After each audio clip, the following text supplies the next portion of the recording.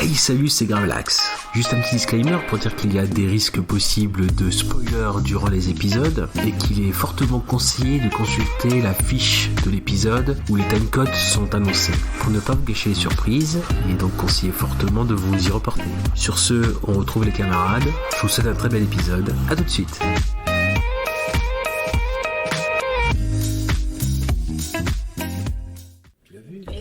Tu l'as vu celui-là? Tu l'as vu? Et celui-là, tu l'as vu? Ouais, tu l'as vu celui-là. Ah mais tu l'as vu? Tu l'as vu? Tu l'as vu? Alors, tu l'as vu? Hey, tu l'as vu? Et celui-là, tu l'as vu?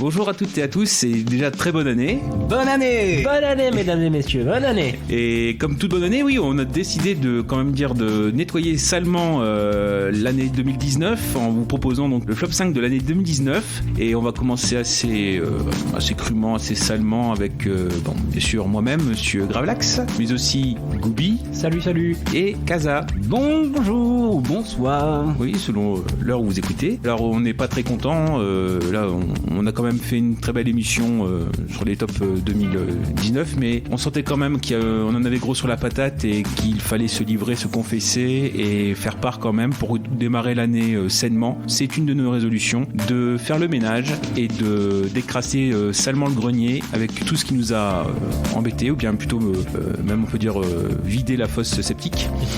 Voilà, et en effet proposer donc justement un flop 5 parce qu'on s'est pas infligé quand même consciemment 5 mauvais films. Souvent c'est des mauvaises surprises, on va dire comme ça, ou des espoirs déçus en fait qui se sont invités sur nos chemins, et donc on a décidé comme ça de vous en faire part. C'est logique, autant commencer l'année en étant comme ça purifié et repartir sur de bonnes bases. Et ce qu'on peut faire justement, c'est savoir qui commence. Qui a envie de commencer à vomir sur les films déjà? Ok, le plus jeune, donc c'est toujours moi le plus jeune, je pense que je vous ai pas devancé. Moi je vais déjà tout simplement commencer par citer les films qui auraient pu paraître mais que je ne citerai pas parce que je les ai pas vus, tout simplement, donc comme ça on viendra pas me reprocher de ne pas avoir cité tel film, telle merde ou telle merde. Alors, je n'ai pas vu Last Christmas, je n'ai pas vu Toute ressemblance avec Franck Dubosc, je n'ai pas vu Joyeuse retraite avec Thierry Lhermitte, je n'ai pas vu Midway de notre ami Roland Emmerich, je n'ai pas vu Le Dadon ni La chute du président, Une fille facile, Teen Spirit, Dora et la cité perdue, Fast and Furious Hobbs and Shaw, Beaux-parents avec le super trio DJ Bourdon, Balasco, Benabar, ça fait envie. Je n'ai pas vu Men in Black International, Murder Mystery avec le superbe trio Sandler, Danny Boone, Jennifer Aniston, je n'ai pas vu Les crevettes pailletées, rien qu'à voir la bande-annonce, j'ai eu un peu peur. Je n'ai pas vu Hellboy, le superbe reboot apparemment avec David Harbour. Je n'ai pas vu Séduis-moi si tu peux, je n'ai pas vu X-Men Dark Phoenix, Iron Sky 2 parce que le premier m'a suffi. Je n'ai pas vu After chapitre 1 qui m'a l'air très dangereux pour la jeunesse. Je n'ai pas vu Tanguy le retour, Shazam, Let's Dance, Captain Marvel, Escape Game, All Inclusive. Je n'ai pas vu Happy Birthday to You car rien que le titre me fait peur. Et enfin je n'ai pas vu Qu'est-ce qu'on a encore fait au bon Dieu, parce que bon, je n'ai déjà rien fait au bon Dieu une première fois, je vais pas me l'affliger une deuxième fois. D'accord. Donc, je pense qu'il est temps de passer au flop 5 des films que j'ai vus. Bon, allez, je vais commencer donc par le moins pire, je pense. Alors, mon numéro 5, on va commencer par la France. Un petit film français, pour commencer. Un film d'un certain Ivan Kalberak, qui s'appelle Venise n'est pas en Italie. Ah oui, d'accord. Alors déjà, j'ai une question, est-ce que vous l'avez vu tous les deux? Alors non, moi je le connais, pas du tout. Mais je vois aussi la fille, je c'est ça. Bon, alors pour faire simple, déjà je tiens à préciser que si j'ai vu ce film, même si effectivement rien qu'à voir la bande-annonce ça puait un peu, je l'ai quand même regardé parce que je suis très très fan de Benoît Poelvoorde. Malgré tout, la bande-annonce m'avait fait sourire, je me suis dit pourquoi pas, s'il est en forme, peut-être qu'à lui tout seul il peut faire un film correct. Et effectivement, Benoît Poelvoorde dans le film, je trouve qu'il est assez correct, même s'il se foule pas, clairement il nous fait du Poelvoorde pur jus, hein. Il va pas s'inventer un personnage comme il le fait parfois, là c'est vraiment, il fait ce qu'il sait faire quoi. Même sur l'ensemble du casting, je dois avouer que c'est pas la catastrophe, il y en a quelques-uns qui s'en sortent plutôt bien. J'ai noté des noms de gens pas très connus, des jeunes comme Eugène Marcuse, Colline Dinca, Rebecca, Luna Lu, qui dans l'ensemble s'en sortent à peu près correctement. Mais malheureusement dans le casting, il y a aussi des gens que je ne peux plus supporter. Je pense notamment à Valérie Bonneton, que je n'aime déjà pas trop, qui ne m'a jamais fait rire en fait, qui m'a surtout qui m'énerve en général, qui fait sourire de temps en temps. T'as même pas de la fibre régionaliste quoi. Ah non, parce que en plus régionaliste, bon je suis désolé mais je l'ai vu dans La Petite Famille et on sent pas du tout qu'elle est du Nord parce que c'est une catastrophe. Elle est de Somain. Ouais, mais ça se sent plus. Enfin, elle a dû totalement perdre son accent et quand elle essaie de faire l'accent du Nord, ça sonne faux. Et c'est ça que j'ai trouvé dommage dans La Petite Famille. Enfin bon, de toute façon c'est un autre film donc on va pas partir là-dessus. Mais là, même dans ce film-là, bon, c'est mimique, ça fait rire 5 minutes, mais moi j'ai énormément de mal, voilà. Et l'acteur principal du film, malheureusement, un jeune qui s'appelle Eli Tona, j'ai pas envie de trop le blâmer parce qu'effectivement c'est le plus jeune, il doit avoir, je sais pas quel âge il a, mais il doit avoir peut-être la quinzaine maximum, peut-être même encore moins. Dans l'ensemble, il est pas si mauvais, mais bon, c'est juste qu'il a des gros progrès à faire et il y a des scènes où ça va pas du tout. Il y a notamment dans le film une scène d'énervement et oh non, ça va pas, vraiment ça va pas. Je pense que même nous trois ici, on joue mieux que ça l'énervement. Donc voilà. Sinon, pour parler du film en lui-même, je dirais pas catastrophe, même si je le mets dans le flop, mais je dirais surtout dommage. Parce que c'est un film qui est plein de bons sentiments, c'est fait avec des bonnes intentions, et ça se sent, c'est sûr. Mais malheureusement, il est trop niais, il est trop mielleux, il est souvent lourd, malgré quand même quelques vannes et quelques gags qui fonctionnent de temps en temps, mais pas assez souvent. Et son gros problème, c'est que c'est vraiment typiquement la comédie française qui veut respecter le cahier des charges, qui est du coup trop convenu, trop classique. Il veut respecter le cahier des charges de la comédie familiale française. Et du coup, ça fait qu'il est trop prévisible et qu'il y a au moins 15 scènes qu'on a déjà vues dans plein de films. Et du coup, c'est chiant. C'est chiant parce qu'on a l'impression de connaître le film au fur et à mesure qu'on le regarde. Et c'est surtout ça qui m'a déçu. Donc voilà, malgré Benoît Poelvoorde, qui est à peu près correct et qui fait sourire de temps en temps, il suffit pas à faire du film une bonne comédie, selon moi. Donc voilà, je le mets en déception. Et non. Très bien. Alors moi, ça va être très très rapide. Certains vont être surpris, mais bon. Alors oui, j'étais très très déçu par le 3e volet de Night Shyamalan. Ah oui. Il s'agit de Glass. Oui, bah oui. Je l'attendais énormément. Il a mis un tel niveau avec Incassable, il a mis un tel niveau avec Split que j'attendais énormément la confrontation. Et non, ça a rendez-vous manqué. Il y avait tellement d'intérêt, il y avait tellement, on va dire, d'enjeux. Et ouais, j'ai pas retrouvé ça en voyant ce film. Déjà, il m'a pas marqué parce que j'ai beaucoup de mal à m'en rappeler, alors que Incassable et Split, ça fait, je les ai pas vus depuis un bon bout de temps maintenant, et pourtant je m'en rappelle, alors que Glass, non. Et j'ai même pas l'envie de le revoir. C'est triste. Mais après, je pense qu'il a mis un niveau tellement haut avec les 2 premiers volets que le 3e n'est pas, je sais pas. Je partage avec toi, c'est-à-dire que j'ai failli le mettre. Alors pas dans le sens où vraiment j'allais pas le placer très haut, je vais le placer comme toi peut-être en 5e place, mais j'ai hésité, je l'ai barré au dernier moment, parce que si on reprend un petit peu un terme du Fossoyeur de film, c'est un film muet quoi. Oui. C'est-à-dire que tout est dans ce que tu as dit, tu avais de l'attente. Contrairement par exemple quand Incassable est sorti, c'est vrai qu'il y avait aussi de l'attente, on était en 2000, ça venait juste après le 6e sens, et les gens sont passés à côté de la révélation, dans le sens où ils s'attendaient vraiment à une superbe révélation, et là c'est vrai que le fait que ce soit un film de super-héros, pour les gens de l'époque, il y avait une attente d'un plus gros twist peut-être, mais bon, justement le temps a donné justice à ce film-là. Pareil pour Split, il n'y avait pas d'attente, oui. C'est-à-dire que le film se suffit à lui-même, et la cerise sur le gâteau, c'est le fait de voir David Dunn à la fin, incarné par Bruce Willis, arriver quoi, comme ça, et de se dire tiens, ça fait Split fait partie du Unbreakableverse. Et par contre là, c'est vrai que Glass, là il y avait de l'attente. En fait, on s'attendait à la confrontation. Et en fait, cette confrontation, elle a lieu quasiment dès le début du film. Après, pour ceux qui ne l'ont pas vu, on ne va pas dire la suite. Et c'est vrai que le sort qui attend les 3 têtes d'affiche, si on veut dire, c'est clair que on a encore cette mécanique du twist qui est encore là.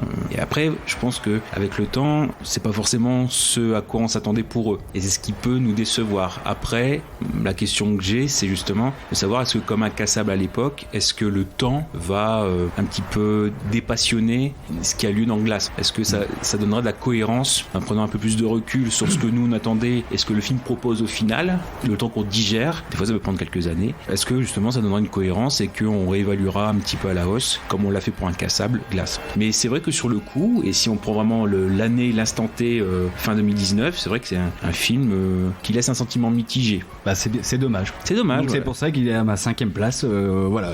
Décevant, c'est pas un mauvais film, mais très décevant par rapport aux 2 premiers. Et toi, Gravelax, alors raconte-nous ton flop. Le flop, donc en 5e, je suis aussi sur un film muet qui est Gemini Man en fait, d'Ang Lee. Ah, d'accord. Parce que autant en tant qu'expérience de salle, de spectateur, j'ai beaucoup apprécié forcément la forme, la fluidité, le fait de vraiment avoir une autre façon de vivre un film. Et c'est justement ce que Ang Lee fait à chaque fois. Il recherche à pousser la technique le plus loin possible. Par contre, c'est vrai que dans le fond, ce que raconte Gemini Man, ça m'a énormément déçu. Dans le sens où c'est extrêmement classique. Et d'ailleurs, je me projette un petit peu dans le temps, puisque la semaine prochaine, par exemple, on fera un petit épisode, on reprendra les genres. J'avais parlé du fait que dans un des scénaristes de Gemini Man était Andrew Niccol. Et en effet, c'est parce que c'est un film dont le scénario est très ancien. Il est en développement, depuis les années 90. Il a failli proposer justement à Tony Scott, dont on sera amené peut-être à reparler plus tard. Justement, il y avait aussi Curtis Hanson, celui qui avait fait donc Ellie Confidential, qui devait être rattaché dans les années 90. Ça devait être une production Bruckheimer, avec par exemple dans les rôles, il devait y avoir peut-être Harrison Ford ou même Chris O'Donnell. Vous vous souvenez le petit Robin? Voilà. Et donc oui, et même à un moment donné, Clint Eastwood et Mel Gibson avaient été évoqués dans le rôle titre. Donc voilà, donc c'est pas un projet de première jeunesse. Et finalement, c'est un des showrunners de Game of Thrones, notamment, qui est impliqué dans le scénario. Mais on voit que c'est pas un film tout neuf. Et c'est vrai que les enjeux ou ce qu'il raconte, ajouté au fait que c'est Will Smith qui s'investit dans le rôle, mais en ce moment, il est pas forcément en odeur de sainteté. En fait, ça m'a fait penser à une très belle bande d'émois, mais qui est assez vide et une coquille vide en fait. Donc c'est plus pour le côté déception où j'attendais beaucoup. Et en plus, le fait que forcément c'est une nouvelle forme, faudra s'y habituer, parce que si la FHR est amenée à être une nouvelle norme, c'est vrai que le compte rendu, en plus vous avez vu le film également. Je l'ai pas vu. Non, pas du tout. Non. Ah, ok.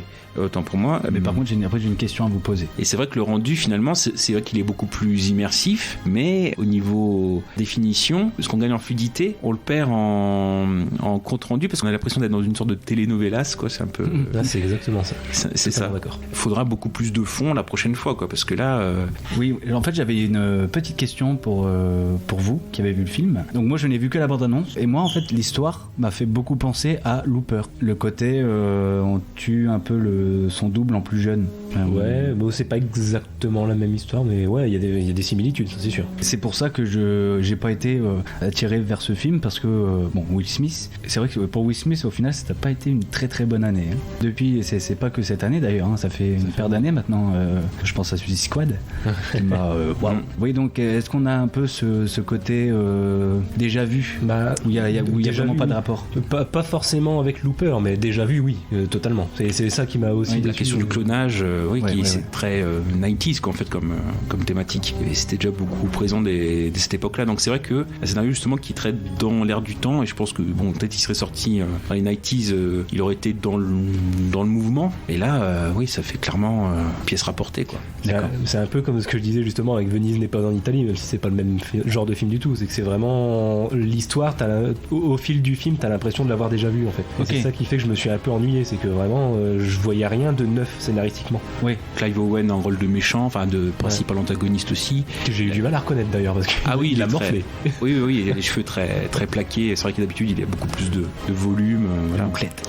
Puis je veux dire, il a même physiquement, il a pris du poids aussi par rapport à la dernière fois où je l'ai vu. J'ai vraiment eu du mal à le reconnaître parce qu'il a morflé le pépère. Mais moi, c'est l'inverse d'habitude, j'aime pas trop. Et là, dans ce film-là, pour le coup, ça va. Je l'ai plutôt apprécié sa prestation, pas le film, pas du tout. Mais... Donc, est-ce que vous me conseillerez de le voir quand même? Le problème, c'est une plus-value ou pas? Ça aurait été de le voir en salle. D'accord. Ouais, ok. De le voir en 2D dans son salon.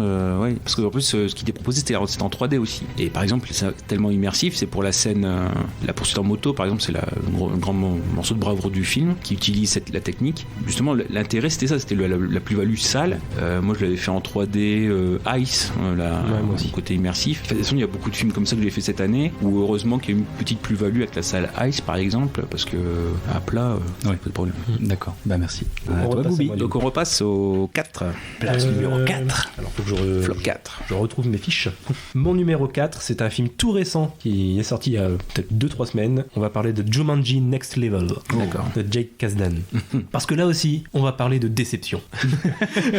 Faut savoir, pour me replacer dans le contexte de la franchise, bon déjà je suis très très fan du premier, et il faut savoir aussi que ça va peut-être étonner certains, même en étant très très fan du premier. J'avais beaucoup aimé le premier opus avec Dwayne Johnson déjà. J'avais trouvé que c'était un bon reboot. Bon, il faut savoir le dissocier du film avec Robin Williams, et je pense que c'est ça que beaucoup de gens n'arrivent pas à faire en fait avec le premier opus de la nouvelle franchise. Parce qu'il faut savoir le dissocier. Non, c'est plus le même film. Voilà, il faut accepter ça.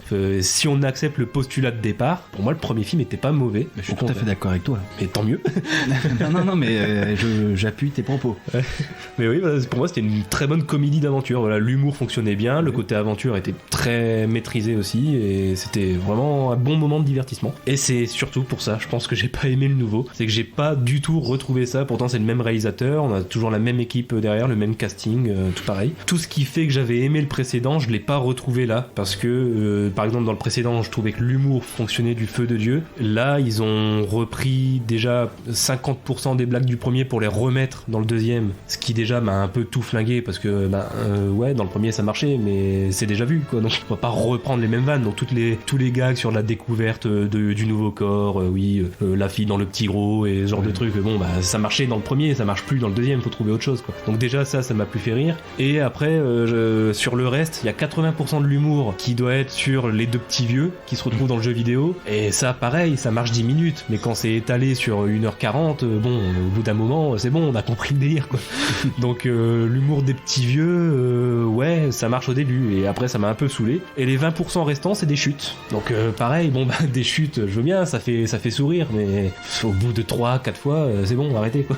Donc déjà l'humour m'a vraiment saoulé, et c'est dommage parce que sur le reste c'est pas mal, le côté aventure est toujours pas mal foutu. Je dois avouer qu'en termes d'action c'est assez bien filmé, encore assez bien mis en scène, et le casting se fait toujours plaisir, et ça c'est cool. C'est pour ça encore une fois que je relativise, je le mets dans mon flop, mais c'est pas une catastrophe non plus, j'ai pas passé un super mauvais moment. Le casting se fait plaisir, et oui, Dwayne Johnson nous fait encore quelques mimiques dignes de ce nom, le fameux regard de tombeur qui fonctionne bien, Jack Black nous fait encore ses vannes habituelles qui fonctionnent bien aussi, mais étalé sur 1h40 ça fonctionne plus, parce qu'il y a plus l'effet de surprise du premier, et donc ça a moins fonctionné, et donc voilà, déception sur ce point là, parce que le premier m'avait plutôt agréablement surpris par son côté original. Quand on a vu le premier Jumanji avec Robin Williams, on s'attend pas à l'originalité du jeu vidéo du deuxième. Voilà, c'est trop copié. Au final j'ai vraiment eu l'impression de revoir le premier mais en moins bien. Ils ont tiré sur la corde quoi. Ouais, voilà, c'est ça. Ah, des sortes de variations sur le même thème quoi, le fait d'avoir comme tu dis Dwayne Johnson qui fait le regard de tombeur comme on voit dans la bande annonce, mais que comme c'est Danny DeVito qui est dans son corps, elle a la bouche qui pend. Après moi c'est pareil, pour l'avoir vécu, pour l'avoir visionné, moi c'est pareil, je l'ai fait là aussi en limite en bande démo, parce que je l'ai vécu en ScreenX, qui est la nouvelle façon dans certaines salles de vivre le cinéma, avec la projection à 270 degrés, avec notamment sur la projection à un certain moment donné du film sur les deux murs latéraux. Donc voilà, moi c'était plus bande démo. Après c'est clair que sur 2 heures, c'est ce que tu dis, on voit qu'ils se font plaisir, donc on arrive quand même à participer un petit peu, mais bon, le charme du premier a certainement un peu disparu, parce que on peut le prendre juste comme une prolongation. Et ceci dit, et attention là, disclaimer, spoiler alerte, là je vais dévoiler la fin, donc si vous n'avez pas vu le film et vous comptez le voir, revenez dans 2 minutes. D'accord, je reviens. Ah oui, merde, c'est vrai, toi tu l'as pas vu. Non, mais je vais me boucher les oreilles, écoute. Non, mais vraiment, je vais vraiment boucher les oreilles.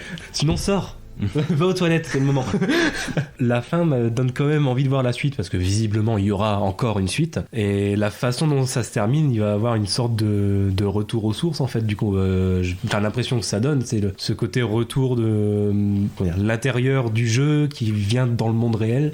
Du coup on va peut-être retrouver ce côté du film avec Robin Williams. Là je demande à voir du coup ce sorte de jeu vidéo qui vient dans le réel. Ce sera pas copié du premier, dans le sens où c'était des personnages d'un jeu de société qui venaient dans le monde réel. Là je pense qu'on va quand même garder le côté jeu vidéo avec le côté avatar et tout ça dans le monde réel. Bon, là je demande à voir, là au moins ce sera peut-être un peu plus original et un peu moins tiré sur la corde comme celui-là. Pour le coup, même si j'ai été extrêmement déçu de celui-là, je suis quand même curieux de voir la suite, et je trouve que c'est une bonne fin. Ouais, ça reste des films divertissants. Après voilà, c'est plus dans le fond où ce qui manquait peut-être, c'était en effet du renouvellement dans la saga. En effet. Bon, on suppose Dwayne Johnson fera partie. Oui. Bon, certainement. Vous me prévenez à cause de la partie spoil.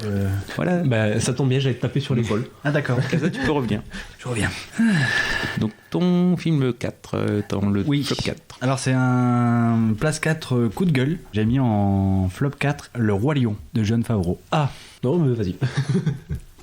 Je n'ai pas vu. Tu l'as mis dans ta liste. Non, je l'ai pas mis non plus, c'est pour ça justement. D'accord. Mais vas-y. Mais c'est, oui, voilà, je parlais du Roi Lion. Ça fait aller depuis quelques années maintenant. Disney a décidé de faire une sorte de remake live. Ouais, c'est ça, de faire les films animés en live. Ouais, de faire le film animé en live. Au départ, j'appréciais plutôt l'idée. Donc il y avait Cendrillon, La Belle et la Bête. Voilà, je le trouvais très sympa. Et cette année, on a eu Dumbo qui proposait quelque chose de nouveau par rapport au dessin animé. Ensuite, on a eu Aladdin. Voilà, un peu moins d'idées, mais c'était tout bonnement intéressant. Et enfin, on a eu Le Roi Lion. Sauf que Le Roi Lion, d'accord. Alors le seul argument qui est positif, c'est la technique. Tout le film est en image de synthèse. C'est très beau, ça fait très réaliste. Mais après le reste, on n'a rien. C'est-à-dire que voilà, vous mettez le dessin animé en fond, vous coupez le son du film et vous mettez le dessin animé, mais juste l'audio, et ben ça marche, ça colle. En fait, c'est exactement la même chose. Il y a rien de plus, quoi. Il y a même pas un apport, une idée par rapport au dessin animé original. Les musiques, bah ça change pas non plus. Si dans la version originale, ils ont appelé Beyoncé, ils ont appelé des grands noms, un super casting américain, mais bon, en France, bon, oui, d'accord, on a Jamel Debbouze, pardon. Si oui, petit point positif, c'est le doublage Alban Ivanov qui colle parfaitement au personnage de Pumba. Ouais. Mais je tiens à préciser aussi, parce que je passe mon temps souvent à critiquer Jamel Debbouze, et là pour le coup je trouve que son doublage est bon aussi. Moi ça me faisait extrêmement peur de le voir associé au projet et au personnage de Timon. Je me suis dit oh là là, il va refaire la voix de Jamel, et finalement je trouve qu'il arrive pour une fois justement à s'effacer un peu. J'ai pas eu l'impression d'entendre Jamel en fait. Oui, c'est vrai, il est un peu moins, il fait un peu moins de Jamel, oui. Et même quand il chante d'ailleurs, il s'en sort assez bien. Je trouve. Oui, mais on n'a rien de nouveau. Non, on a rien de nouveau, mais pas innovant. Si, ça a été un bon moment, du coup, ce moment cinéma, c'était un bon moment, mais pour les raisons suivantes. Voilà, c'est le film que tu viens voir en famille, avec des jeunes, des moins jeunes, et voilà, mais bon, sinon, tu l'oublies, quoi. Enfin, ça n'apporte rien. Donc voilà, c'était mon numéro 4. D'accord. Et toi, Gravelax, dis-moi. Alors, pour mon flop 4, bon, ça va peut-être vous surprendre, mais c'est Terminator Dark Fate. Ah. Alors, je vais expliquer, c'est parce que là aussi, c'est un film où il y a beaucoup d'attentes, ne serait-ce que parce que justement, le fait de savoir que James Cameron revenait dans l'élément de l'histoire, et jusque-là, il était quand même un peu extérieur, et là, le fait de son grand retour, entre guillemets, dans l'entreprise, donc où il a un rôle plus important, ça a amené beaucoup d'espoir, surtout après la déception de T-Genesis, où là aussi, il avait fait beaucoup de marketing à la demande d'Arnold Schwarzenegger en tant que pote, pour dire que Genesis, c'est le plus génial qui ait jamais existé. Et finalement, je me demande si c'est pas la même chose avec Dark Fate, parce que même s'il est plus impliqué, on s'aperçoit, mine de rien, après coup, quand on commence à voir que le film a floppé au box-office, qu'il y a eu quand même des tensions avec Tim Miller qui l'a réalisé, que justement Tim Miller a amené beaucoup de lui-même, et qu'il y a beaucoup de choses des fondamentaux de la saga avec lesquels il n'est pas du tout d'accord. Et en plus, dans le fond du film, c'est aussi le fait d'avoir, alors je suis pas macho du tout ou misogyne, mais contrairement à ce que mon flop pourrait laisser soupçonner, parce que je vous dis pas la suite, en fait le côté féminisation à outrance du casting des héroïnes, le côté un peu forcé, parce que en fait la saga Terminator n'avait pas besoin de ça, dans le sens où le personnage de Sarah Connor qui revient, ça fait quand même plaisir de la revoir, et puis bon, comme on dit, Linda Hamilton fait le café, quoi, donc c'est plutôt bien. C'est un peu trop dans l'air du temps, en fait, c'est ça qui m'embête parfois, alors que jusque là, voilà, si on prend les deux premiers Terminator, parce que visiblement celui-ci serait le vrai troisième, Sarah Connor s'est bâti son personnage de femme forte toute seule, en fait, et naturellement. Tandis que là, le fait d'amener au forceps un personnage qui est assez transparent, voilà, Dani Ramos, je veux dire, même quand on la voit en badass dans le futur, elle n'en impose pas tellement non plus, quoi, donc c'est un peu dommage. Par contre, oui, le personnage de Grace, par Mackenzie Davis, ça j'ai beaucoup aimé la façon dont elle le défend. Bon, puis après, il y a bien sûr le côté problématique au bout d'une heure de l'arrivée de Schwarzy, voilà, où bon, ça t'est dit et répété, le Terminator changeur de couche, il sert des bières en Bermuda.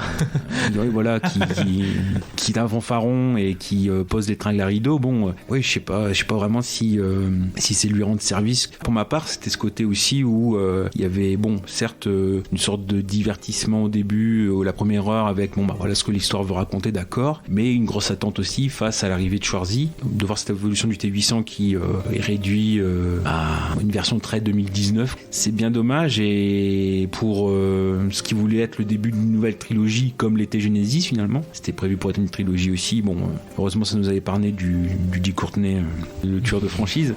Mais oui, je vois pas trop ce qu'il y a à raconter d'autre pour la suite, quoi. Pour moi, c'était beaucoup une redite, et ne serait-ce que le traumatisme de la première scène où, en plus de savoir James Cameron aux commandes, de voir juste la première scène, le prologue, on envoie chier le T2 qui pourtant est un film iconique. Pour ce qui est de la première scène avec ce qui arrive, bon, je spoil pas parce que voilà, si les gens qui veulent voir, il y avait peut-être moyen, je pense, pour donner plus de valeur, de reculer ce moment-là. Surtout que l'acteur principal est venu sur le tournage, donc il y avait moyen de faire quelque chose, quoi. Avec la technique maintenant, il y a moyen de faire des miracles, quoi. Donc, Mais d'ailleurs, là, je pense qu'on peut le dire, comme je l'ai fait tout à l'heure, un petit disclaimer, alerte spoiler, revenez dans 2 minutes ceux qui ne l'ont pas vu. Toi, tu l'as pas vu non plus, mais non, je l'ai pas vu, mais j'ai pas envie de le voir. Ouais, voilà. Donc, mais j'ai justement le rajeunissement du coup de Schwarzy, de Linda Hamilton, et maintenant on peut le dire dans les spoilers, de Edward Furlong dans le rôle de John Connor. Faut avouer que par contre techniquement c'est assez incroyable, c'est bluffant. C'est pour ça que j'ai hâte de voir maintenant ce qu'ils vont pouvoir faire avec cette technologie là dans l'avenir. La scène, c'est sûr, elle est totalement discutable, mais par contre d'un point de vue technique c'est incroyable. C'est pour ça le fait d'avoir fait revenir quand même si ce n'est que 2 minutes, le personnage de John Connor, à mon avis ça aurait eu plus de force de faire une sorte de passage de relais. Après je vais pas faire mon fan de Game of Thrones, d'ailleurs je le suis pas, moi j'ai suivi la série mais c'est tout, mais ceux que quand il y a eu la saison 8 de Game of Thrones c'est pas ce que je veux voir à l'écran donc c'est nul, non c'est pas ça, je pense que ça aurait plus de sens de faire une sorte de passage de relais qui est une sorte de sacrifice, donc genre par exemple je sais pas moi au bout de 30 minutes, 40 minutes, qui est une sorte de sacrifice de John Connor et qui transmette le relais à Dany par exemple, ça aurait plus de sens. Là le fait qu'il y a que le personnage de Sarah Connor qui fasse un peu le lien entre les deux, vraiment ça fait l'idée d'un gros doigt d'honneur à T2 alors que James Cameron est dedans, quoi. C'est assez fou. Oui, c'est une grosse déception, quoi. Est-ce qu'on pourrait comparer ça à la réaction d'un dernier Jedi de Star Wars 8 ? Des fans se sont plaints d'une sorte de doigt d'honneur par rapport à la saga originale. Est-ce que on peut comparer un peu ces 2 sagas du coup ? Pour le Star Wars 8, en fait, moi justement, j'étais plutôt partisan du parti pris vraiment d'auteur, de pas proposer, contrairement au Réveil de la Force, qui était très bien aussi, mais en fait je pense qu'à mon avis les 3 films de la nouvelle trilogie, ils ont chacun leur orientation, et pour moi finalement ils ont eu une cohérence, c'est-à-dire que il y a le premier, le Réveil de la Force, qui réveillait la nostalgie, et d'ailleurs c'est ce qu'on pourrait reprocher aussi au 9, un peu trop de fanservice, comment dire, pour l'épisode 7, le Réveil de la Force, il y avait ce côté un petit peu photocopie de l'épisode 4, mais qui restait pourtant cohérent et qui avait sa propre patte. Là, le fait d'avoir un épisode de 8 qui envoie limite tout Valdaguer, qui change de ton et qui propose autre chose, c'est pas plus mal, ça surprend. Pour moi, le 8, justement c'est ça, et en plus pour moi ça correspondait un petit peu à l'esprit de Mark Hamill. Enfin, lui-même a été dérouté par le sort qui était réservé à Luke Skywalker, mais dans la vie c'est quelqu'un d'assez truculent, sautillant et assez pétillant. On trouvait bien ça dans la façon dont Luke avait évolué. Après c'est vrai que on peut critiquer bien sûr forcément des choses qui sont beaucoup plus discutables, comme toute la partie avec Rose et Finn, qui n'aboutit à rien, donc c'est vraiment du temps perdu. Ça par contre oui, on peut clairement le discuter, parce que en théorie, quand c'est un film canon de la mythologie Star Wars, il ne doit pas avoir de temps mort ou de temps perdu, il doit y avoir quasiment que du temps utile, si possible. Moi je suis pas d'accord sur justement cet argument qui dit que la partie avec Finn et Rose sert à rien. Pour moi elle sert pas à rien, parce que elle ne sert pas à ce qui était prévu à la base. Quand ils sont allés faire leur mission, ils ont échoué dans ce qu'ils avaient prévu. Par contre je trouve que s'il n'y avait pas eu tout cet épisode sur la planète du casino et tout ça, ils auraient pas été pris par le Premier Ordre, et le Premier Ordre n'aurait jamais su retrouver la Résistance en fait. S'ils retrouvent la Résistance et qu'ensuite la Résistance est dans la merde sur Crate, la planète blanche, c'est à cause de Finn et Rose. Donc pour moi cette partie là elle est pas inutile, elle fait avancer l'histoire, pas du tout pour ce qui était prévu, et ça met les héros dans la merde.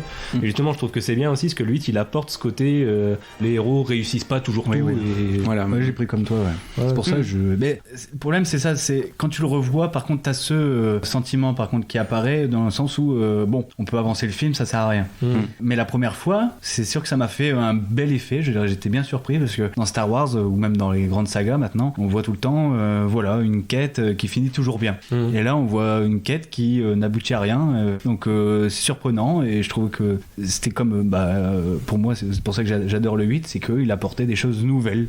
Et puis justement, pour moi, le 8, il va justifier en fait le retour au calme, alors tout relatif bien sûr, mais le retour à l'ordre, on va dire ça comme ça, de l'épisode 9. S'il n'y avait pas eu le bazar dans l'épisode 8, le fait d'avoir ce retour à peu près à la normalité des choses dans l'épisode 9, on l'apprécierait beaucoup moins. Si c'est vraiment cousu de fil blanc, on n'aurait pas apprécié cette saga, elle n'aurait pas servi à grand chose à part un retour un petit peu effet doudou. Alors là par contre, à la limite, c'est pour ça que l'épisode 9, c'est pour ça que je l'ai apprécié, c'est que j'y suis allé en fait sans attente. Je l'ai vu comme un film normal. Je faisais pas une croix tous les jours pour attendre le 18 décembre. Quand il est arrivé, j'étais content et finalement le fait qu'il y ait du fanservice, alors peut-être un peu trop selon certains, mais pour moi le fanservice, peut-être à part une ou deux occasions, mais bon, faut faire plaisir à tout le monde, pour moi ça a été du fanservice cohérent et pas forcément de mauvais goût. Je dis à part une ou deux fois peut-être où c'était un peu forcé. C'est un film qui finalement reste cohérent, apporte un tout petit peu de surprise quand même, il y a du rebondissement, mais bon après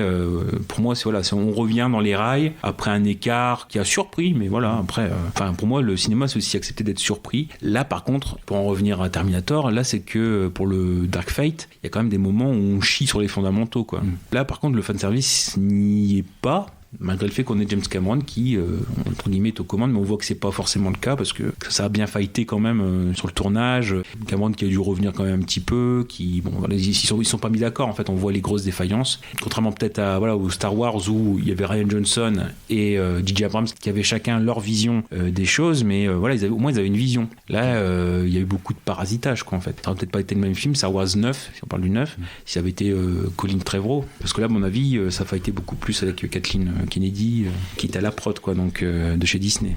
Donc on passe au flop 3. Le flop 3, et ben là, on va partir dans le cinéma d'horreur et je fais un petit coucou à Léa qui m'écoute certainement parce que je l'avais emmené voir ce film et j'ai honte d'avoir emmené quelqu'un dans cette galère en fait. J'ai vraiment honte d'avoir emmené quelqu'un dans cette galère, j'aurais préféré y être seul, j'aurais eu moins de responsabilités. On va parler d'un film du Conjuring-verse. Et non, je ne vais même pas parler de Annabelle 3, la maison du mal qui pour le coup, j'ai trouvé contrairement à la plupart des critiques pas si mal que ça. Je vais parler d'un autre film qui est sorti un petit peu plus tôt, La malédiction de la Dame Blanche de Michael Chavez. D'accord. Mon Dieu, les amis, quelle horreur. Dans tous les sens du terme, du coup. Pareil, je vais vous poser la question, est-ce que l'un de vous l'a vu déjà ? Non. Bon, n'y allez pas. Vous avez bien fait, je vous envie. J'aurais préféré ne pas le voir. C'est vraiment sans exagération, là, vraiment on entre dans le flop pur et dur. Autant pour les deux films précédents de mon flop, je disais c'était des films dommages. Là, on part vraiment sur la catastrophe. À partir de là, sur les trois premiers, on y va, là, on fonce dans le tas. C'est, sans exagérer, l'un des pires films d'horreur que j'ai vu de ma vie, je crois. C'est une catastrophe. Même Apollo 18 Même Apollo 18 L'un des pires, j'ai dit, attention, pas le pire.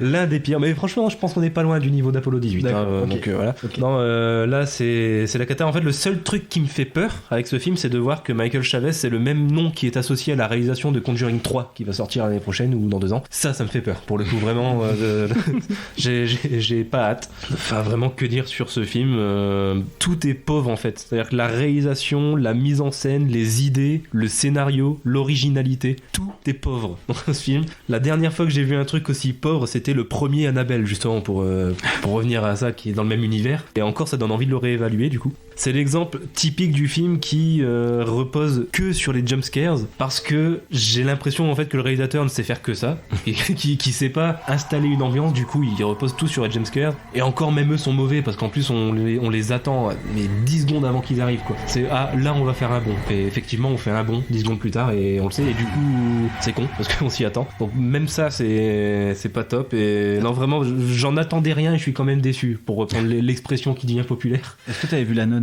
Non, justement, je l'ai pas vu. C'est dommage, on aurait pu comparer. C'est vraiment dommage parce que je crois qu'en plus c'est le seul film de cet univers que j'ai pas vu, du Conjuring-verse, je crois que c'est le seul que j'ai pas vu, donc pas de bol. Ça m'a l'air d'être un peu le même genre de ce que j'ai entendu de La Nonne, ça m'a l'air d'être en tout cas, quand je t'écoute, ça rejoint un peu.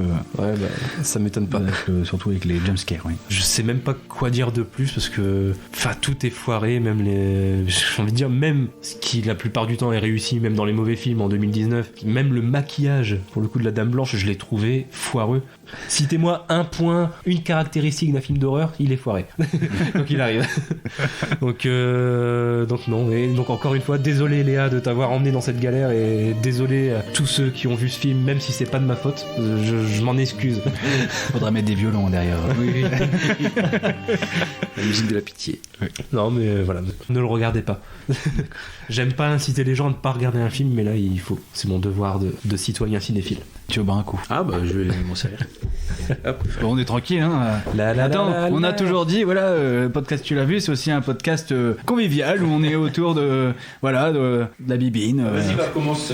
Oui, donc rentrer dans le vif.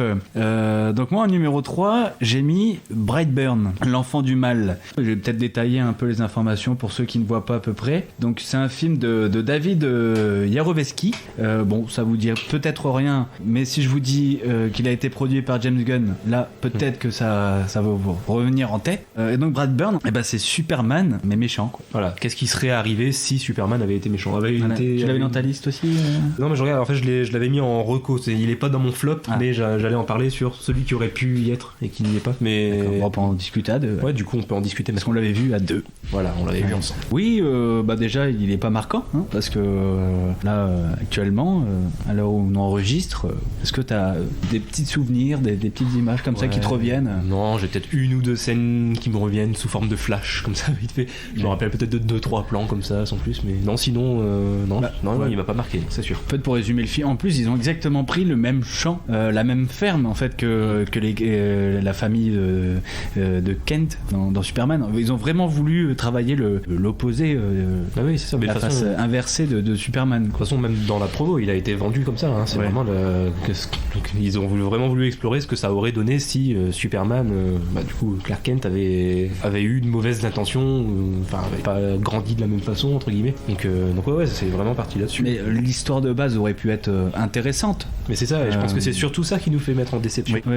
C'est que le concept est excellent et aurait pu donner quelque chose de génial, et c'est ça qui fait que le film est pas terrible. C'est que, comme je le disais tout à l'heure avec un autre film, je sais plus lequel, là aussi on sent que c'est un film qui vraiment doit respecter le cahier des charges, quoi. Je pense qu'en fait le problème vient plus des producteurs qui, à mon avis, ont dû dire ont vraiment voulu faire une sorte de produit préfabriqué du film d'horreur, tu vois. Du coup il faut mettre tel truc, et je pense que le scénariste a pas eu le droit d'aller dans le délire qu'il voulait instaurer au départ, à mon avis. Il a dû être un peu freiné, et au final on a eu une histoire là encore une fois hyper classique, hyper déjà vue, quoi. Enfin, c'est tiré par les cheveux dans le film. Enfin là j'y repense. Je repense à certaines scènes qui m'ont fait je vais essayer de pas vous spoiler, mais on a quelques scènes. Donc le personnage en question est jeune, donc il est à l'école, et il va se servir de ses pouvoirs pour faire des méchantes choses aux personnes qui l'agressent. Il va se retrouver à chaque fois déjà juste convoqué chez la directrice de l'école. Bon, voilà, la personne a un bras coupé pratiquement, et la directrice, oh là là, je sais plus comment il s'appelle, on va l'appeler Michel. Michel, t'as coupé un bras.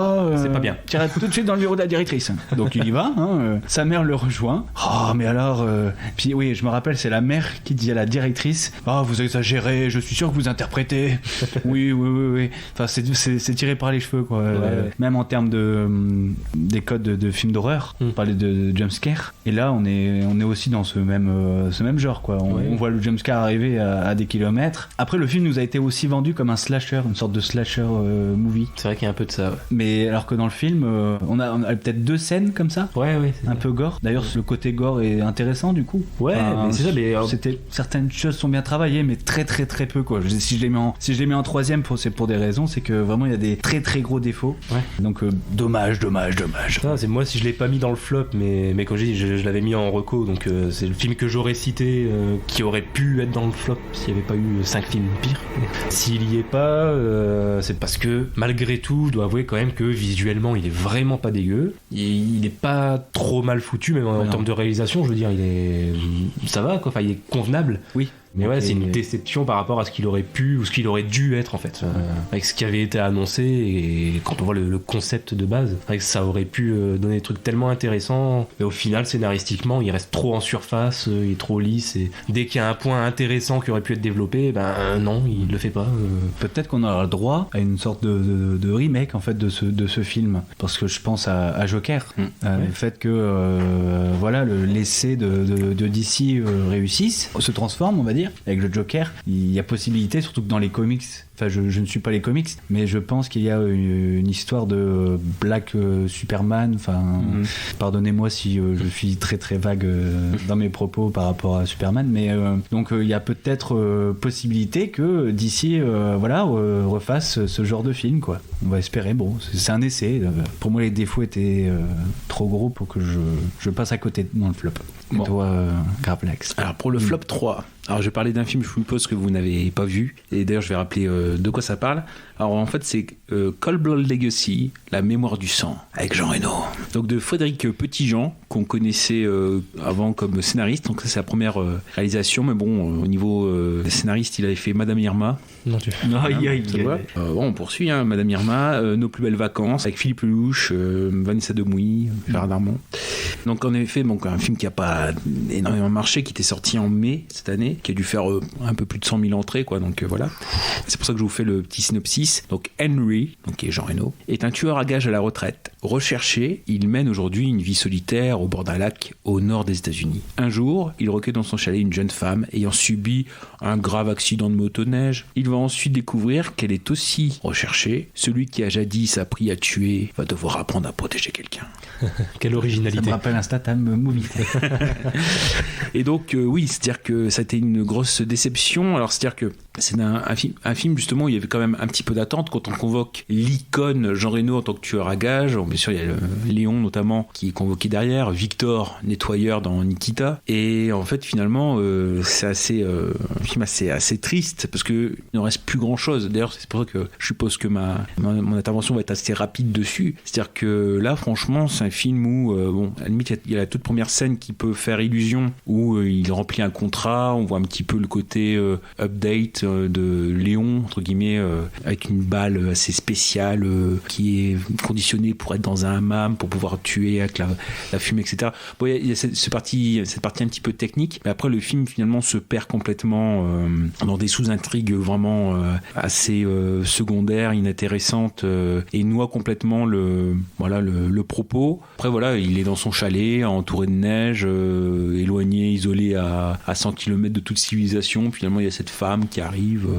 et puis après supposément un rebondissement, mais qu'on voit arriver à 15 000 km. Et pourtant voilà, un film aussi qui dure 1h30, mais qui est très très très long. Donc c'est par rapport aussi à l'attente et le fait que parfois c'est bête à dire, mais Jean Reno, je préfère qu'il fasse des petites guignolades dans des comédies secondaires plutôt que d'entacher. C'est un peu ça, hein. C'est un peu ce qui était avec Terminator Dark Fate, c'est on entache les icônes. Alors bon, c'est pas quand on dit oui justement on les convoque pour refaire de la génération de Doudou, finalement des fois faut le laisser au placard, quoi. Donc là après il y a des petites maladresses aussi je pense d'écriture, quoi.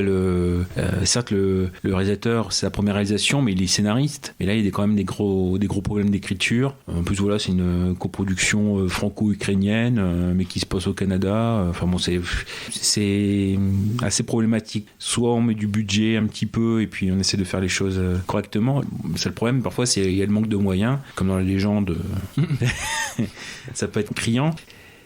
On touche maladroitement à un pan de la carrière de Jean Reno. Grosse déception, et malheureusement c'est le fait qu'il n'en reste rien. Donc c'est quasiment la dernière fois, je pense que j'en parlerai, quoi. Voilà. Gravelax a mal à son Jean Reno. Voilà. On a mal à son français. Gravelax et son Jean Reno. Et toi alors, du coup, on passe au flop 2. Goubi, le numéro 2. Le flop 2, attention parce que là on arrive au sommet. Là, je vais parler d'une très grosse déception et c'est peut-être pour ça qu'il est aussi haut dans mon flop en fait, parce que j'en attendais beaucoup ce film. Ça s'appelle Captive State. Oui. Ceux qui en ont entendu parler, ceux qui en ont pas entendu parler, je vais résumer très rapidement après. En fait, si j'en attendais beaucoup, c'est parce que c'est un film d'extraterrestres qui déjà est l'un de mes thèmes préférés au cinéma. Voilà. Donc un film de science-fiction qui parle d'extraterrestres et qui est réalisé en plus par Rupert Wyatt, qui avait réalisé La Planète des Singes, les origines, qui m'avait vraiment bien plu. C'était un très bon reboot pour moi. Tout était réuni pour que ce soit absolument génial. En plus, la bande-annonce était hyper originale. Elle donnait un côté très réaliste en fait. La bande-annonce, c'était plus ou moins une sorte de reportage télé, enfin des images de journal télévisé qui montraient une invasion extraterrestre et tout. Je trouvais ça vraiment hyper original quoi, comme approche. Ouais, pas tout à fait pareil, mais ouais, il y avait un peu de ça.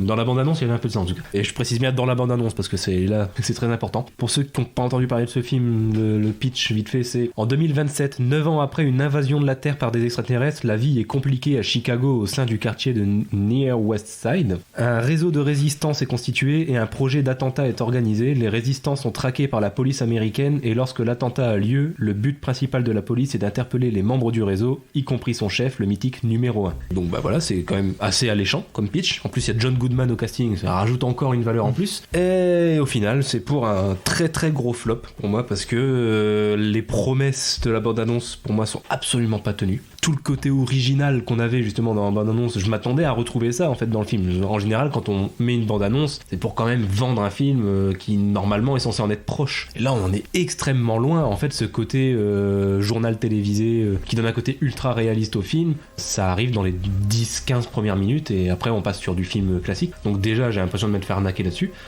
Et même sans parler de la promo, au final, le film en lui-même, c'est un flop parce que j'ai eu l'impression d'être toujours perdu, tellement c'est brouillon en fait. Et en fait c'est ça, je pense que le meilleur mot pour qualifier ce film pour moi c'est ça, c'est le côté brouillon. J'ai vraiment eu l'impression d'avoir un brouillon de bon scénario. C'est-à-dire que les bases sont là, et il y a plein de bonnes petites choses qui sont disséminées notamment au début, qui au final aboutissent à rien. Et ça part dans tous les sens. Le réalisateur Rupert Wyatt, il a l'impression dans sa tête que en nous mettant quelques phrases dans le générique du début, on va comprendre tout l'univers qu'il a créé. Alors que non, moi j'étais paumé dès le départ parce qu'il met déjà toutes ces pancartes avec des écriteaux au début pour nous faire comprendre l'univers. Déjà c'est interminable, ça dure au moins 5 minutes. Déjà ça part mal. J'ai envie de dire, quand t'as 5 minutes de texte au début, vas-y commence ton film quoi, parce que tu me fais chier. Je suis pas venu pour lire quoi. Donc bon, déjà ça part mal et je sais pas, c'est pas suffisant. Tu nous mets quelques phrases au début, tu comprends pas tout l'univers quoi. Et non seulement on a du mal à comprendre au départ, mais tout au long du film, j'ai eu l'impression que tous les points qui étaient importants à traiter dans le scénario, au final ils sont sous-développés pour à la place, justement laisser la place à des sous-intrigues qui elles sont déjà vues 1000 fois et donc pas intéressantes parce qu'on les connaît déjà quoi. Et c'est dommage parce que les seuls points originaux vraiment du scénario au final, c'est totalement secondaire et c'est ça que j'aurais aimé voir plus développé quoi. Quand on voit un truc nouveau, c'est bien de le développer et au final non. Et en plus le rythme est assez lent dans le film, ce qui fait que quand t'as une histoire que t'as déjà vue dans les grandes lignes et qui en plus est lente, le temps est long quoi. Et même le casting m'a pas trop convaincu et j'ai envie de dire même John Goodman qui pourtant est quand même un très très bon acteur, même lui m'a donné presque l'impression de pas trop y croire quoi. Il se foule pas, t'as l'impression qu'il est venu cachetonner quoi, il fait ses répliques mais sans plus quoi. Ça donne pas très envie de continuer. Donc non, vraiment très très grosse déception, un peu comme toi avec Brightburn. Oui. C'est vraiment le concept me donnait énormément envie et au final je crois que j'en ai attendu trop par rapport à ce qu'offre vraiment le film au final quoi. Très bien. C'est mon tour d'aller me chercher à boire, excuse-moi. Vas-y, sers-toi. Vas-y, commence sans moi.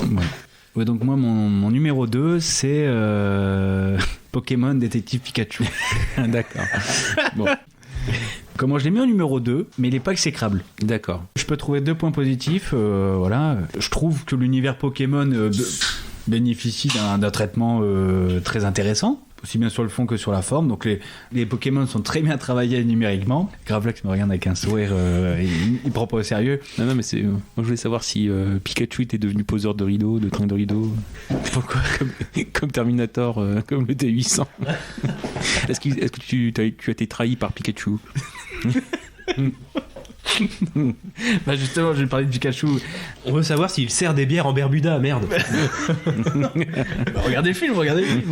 Je l'ai vu. Ouais, Pikachu il est tout mignon. Ouais. On a envie d'acheter sa peluche quoi, tellement qu'il est tout mimi. Et par rapport à bébé Yoda, il est plus mignon. Et par rapport au Porg, on va tous les faire.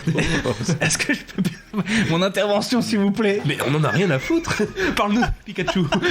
C'est le film, c'est ça qui vous plaît pas? Oui, bah d'accord, on est dans les flops. Ah oui, bah rien de passionnant. Oui, et puis aussi le traitement de la ville. Donc c'est Rhyme City. Je suis pas un fan de Pokémon, hein, je dis tout de suite, je suis pas un fan de Pokémon, donc j'en attendais pas grand chose non plus. Et c'est la mèche. Ça, oui, ça...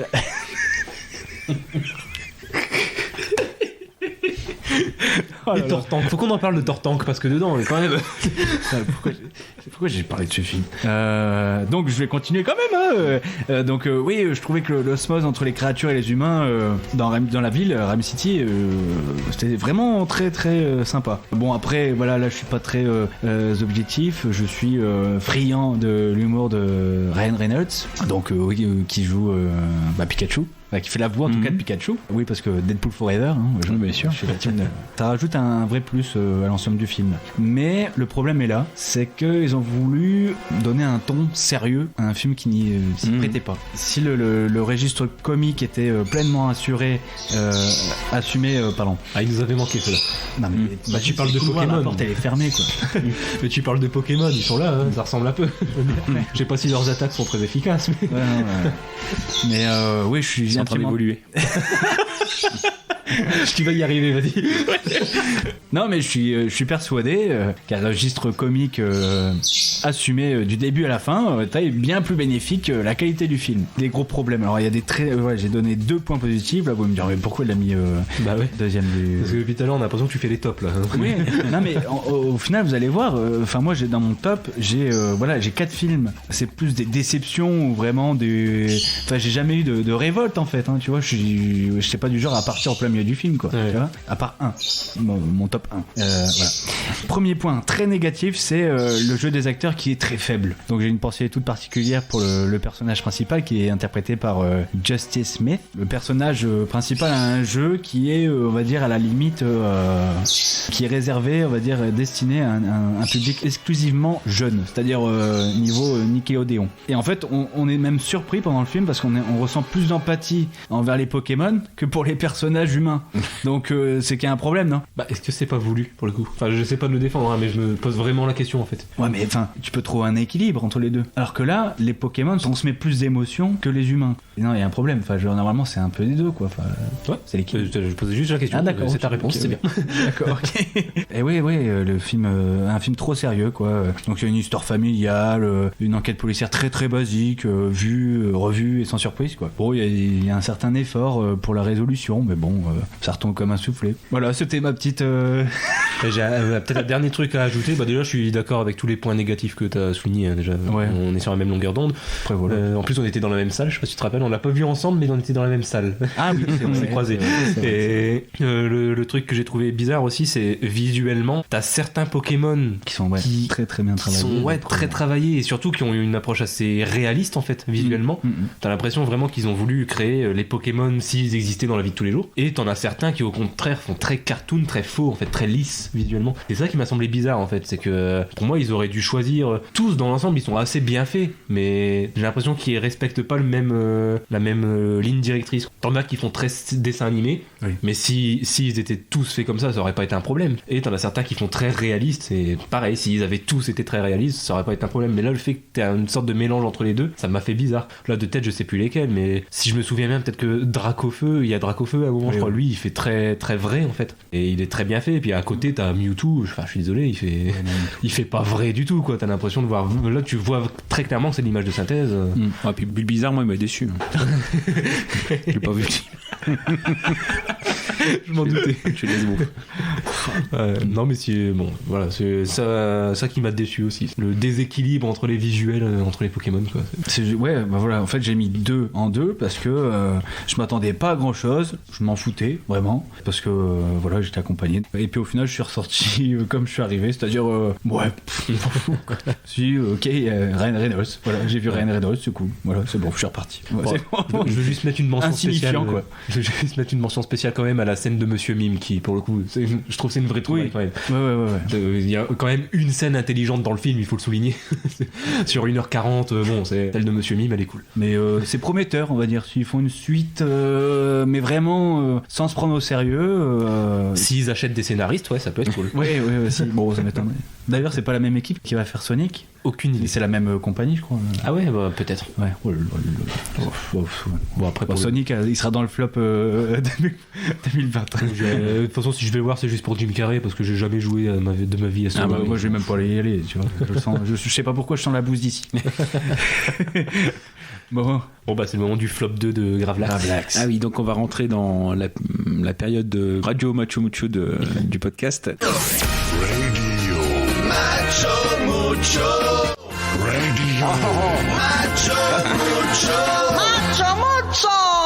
Macho Mucho. Parce que bon, dans mon flop 2 en fait, et flop 1 aussi, mais bon, j'y viendrai juste après. On va pas griller les étapes. Il y a un film dont j'attendais beaucoup, ne serait-ce que par la thématique qui m'intéresse énormément. C'est Sœurs d'armes de Caroline Fourest. Alors je ne sais pas si vous voyez, vous ne l'avez pas vu. D'ailleurs, il y a que, je vois ça, 73 000 entrées. Bon. Ah ouais, c'est... Ah oui, il a fait 10% de son budget, donc 500 000 euros sur 5 millions. Donc, bon, même sans avoir vu le film, ça me fait de la peine quand même. Oui, voilà.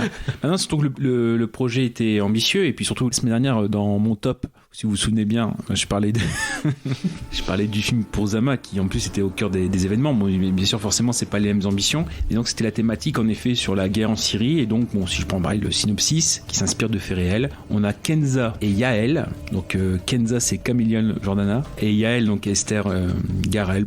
Donc, ils sont deux jeunes Françaises parties se battre en Syrie aux côtés des forces kurdes. Sur place, elle rencontre Zara, donc une rescapée yézidi, donc qui est une religion monothéiste locale. Et donc ces trois femmes vont s'unir et devenir de vraies sœurs d'armes. Alors c'est vrai que c'est comme une autre personne qu'on évoquera plus tard dans un hors-série, Caroline Fourest a passé 4 ans sa vie à travailler sur le scénario et à l'élaboration du film. Le problème c'est que Caroline Fourest, moi il y a des combats qu'elle mène et avec lesquels je suis complètement d'accord, contre les extrémismes notamment. Après bon, elle a beaucoup de combats, donc parfois je la suis pas dans tout, mais il y a quand même des combats avec lesquels je suis complètement en accord avec elle. Et c'est vrai que le film, il pâtit un petit peu de sa forte personnalité. Alors c'est vrai qu'il en faut, ça c'est clair. Je vais être mesuré dans mes propos, mais c'est vrai que certains ont comparé le film parfois au documentaire qu'avait pu faire BHL, notamment on pense au Serment de Tobrouk, où justement le propos est un peu gommé par la forte personnalité du réalisateur. Là c'est le cas en fait. Pour moi il y a beaucoup de parties du film qui sont où j'ai failli quitter la salle d'ailleurs. Déjà le film est quand même il fait 1h50, et il y a quand même de la redite. Alors là c'est clair que quand elle en parle du film, la principale réponse qu'elle a aux critiques, c'est Daesh, je vais pas les montrer sous un bon jour ou sous un jour nuancé. Mais par contre, c'est clair que le film est extrêmement manichéen. Bon, ce qui peut sembler logique sur le papier, ça y a aucun problème là-dessus. C'est même pas forcément quand Daesh est en présence à l'écran, c'est plutôt dans la façon dont elle représente le groupe de femmes, où on est vraiment dans l'extrême naïveté. Je veux dire, à la limite, d'emblée, on est de leur côté. Donc, il y a des choses qui sont des effets qui sont extrêmement appuyés et qui alourdissent le film. En plus, quand c'est tiré vraiment dans ces longs, les longs dénouements, les longues scènes comme ça, bon, certes, on comprend qu'elles sont proches, qu'elles sont sœurs d'armes. Ça, on comprend très bien dans le film. Le titre est très bien porté. Je vais pas aller dans le côté aussi extrême. Par exemple, je vois des critiques comme celle d'Écran Large, alors qui dit en effet pensum simpliste et indigeste. Bon, indigeste à force, ça je suis d'accord. Quand il traite des combattantes kurdes, sœurs d'armes se transforme progressivement en un réjouissant nanar de l'espace que ne renierait pas Chuck Norris entre deux injections d'hormones de Grizzly. Donc, je vais pas aller jusque là, mais c'est vrai que il y a ce côté vraiment trop appuyé et qui, au départ, je veux dire, j'étais justement dans le parti pris de Caroline Fourest et je le suis encore forcément. Il y a zéro souci là-dessus et zéro ambiguïté, mais c'est dans la façon de faire. C'est vrai que bon, certes, elle est journaliste à la base et c'est vrai je vais pas dire s'improviser cinéaste, c'est logique, mais sur un sujet aussi délicat, être méchant c'est pas bien, enfin je suis désolé, oui bon c'est un peu limité, alors bien sûr voilà forcément je suis dans la caricature et je simplifie, mais c'est vrai que cumuler en fait, je pense qu'à mon avis c'était ça la leçon de départ, c'est que sur papier il y a beaucoup de beaux moments qui pris individuellement donnent du sens et sont logiques, c'est on rajoute du sucre quoi en fait, c'est ça, et à la fin on devient diabétique, c'est ça le problème. Donc là ce que je lui ai dit c'est je sais pas, à la moitié du film on a compris le message et y a encore une fois il y a des bons petits moments quand même dans la partie action, il y a des choses qui sont regardables, il n'y a pas de problème, même je vois j'hésite à le rajouter parce que j'allais dire il y a des bons moments, c'est notamment il y a Pascal Grégory dedans, mais c'est pas une femme, c'est les bons moments, c'est qu'il y a des bonhommes. Alors donc là on est vraiment dans Radio Macho. C'est par rapport à l'enjeu sur le même sujet, j'ai vu un autre film qui n'a, voilà, encore une fois qui a la forme du documentaire et non pas de la fiction, même si là le film est basé sur des faits réels, mais voilà qui m'a apporté ce moment en fait qui prend aux tripes et qui est en plein dedans. Mais bon, j'en ai déjà parlé la semaine dernière dans mon top, ça ne vient pas. Donc Sœur d'armes, flop 2. D'accord. Bon bah là c'est l'heure les amis. Et ouais, c'est la bouse de l'année. Le flop, c'est le moment de s'énerver.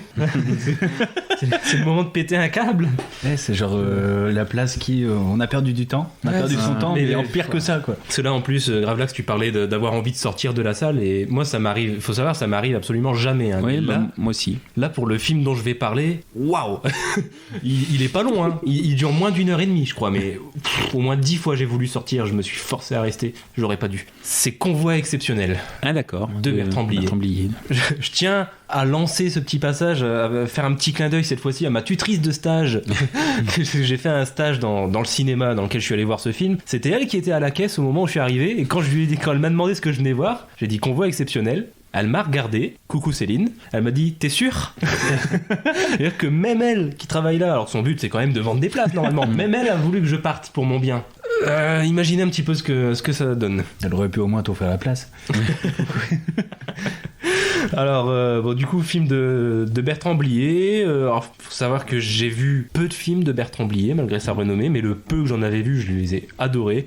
J'ai vu Tenue de soirée, à l'époque dont on reparlera dans la saison 2. Je ne dis pas à quelle occasion. Un teaser. Ouais, un petit teaser. On en reparlera dans la saison 2. Vous avez le temps, dans quelques mois. J'ai vu également Le bruit des glaçons, qui lui est beaucoup moins apprécié de manière générale, mais moi, personnellement, je le trouve vraiment bon. Et je crois que je fais partie des rares à le défendre en France. Donc voilà, mon rapport avec Bertrand Blier, il est mince, mais il est plutôt bon jusque-là.